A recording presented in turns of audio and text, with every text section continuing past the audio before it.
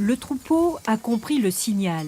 En cette matinée écrasée de soleil, 400 brebis vont changer de pâturage, quittant le sous-bois pour une prairie d'herbes fraîches. Lou, tu attends, Dan aussi. Une transhumance de quelques kilomètres dans la vallée de l'Isle, au carrefour de la Gironde, de la Dordogne et de la Charente. Un parcours au pas de charge pour Dominique, qui ne doit oublier personne en chemin, rattrapant ici et là les brebis égarées. Dan, stop.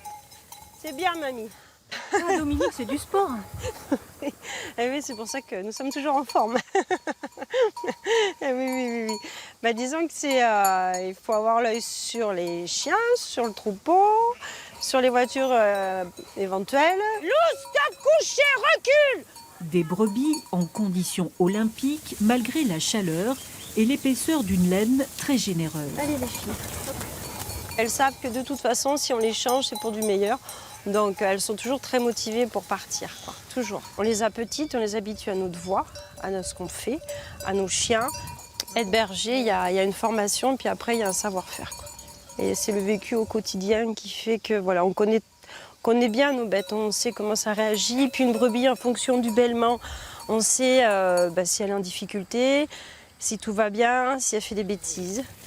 Toutes ces brebis appartiennent à la race des Blancs du Massif central.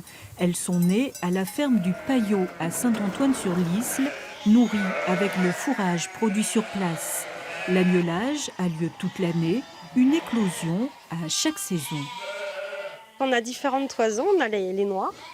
Enfin, là, c'est ce qu'on appelle une pigane. Elle a les deux couleurs. Et puis les blanches, enfin les écrues. Je te rends ta mère.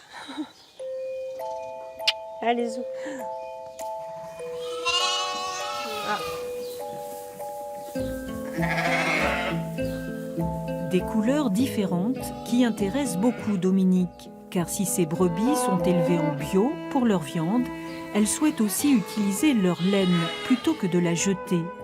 Nous voilà avec Noisette, vêtue d'un manteau original, un dossard protecteur venu de Nouvelle-Zélande. Après, voilà, la laine, elle est beaucoup plus facile à travailler. Et puis, surtout, elle a un meilleur rendu. Elle n'est pas abîmée, quoi. Bientôt, une centaine de bêtes sera équipée pour relancer une fabrication artisanale oubliée, la confection du feutre. Une matière obtenue en mélangeant les fibres avec de l'eau et du savon. Progressivement, la laine devient tissu, comme on le voit sur cet échantillon, et peut servir de base à bien des créations.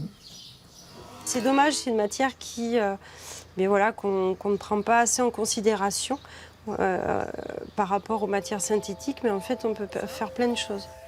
Et notamment des couvertures et des tapis 100% naturels. De quoi ouvrir un nouvel horizon, plein de douceur à la ferme du Paillot, pour continuer à cultiver ce mode de vie hors des sentiers battus, où le bonheur semble vraiment dans le pré.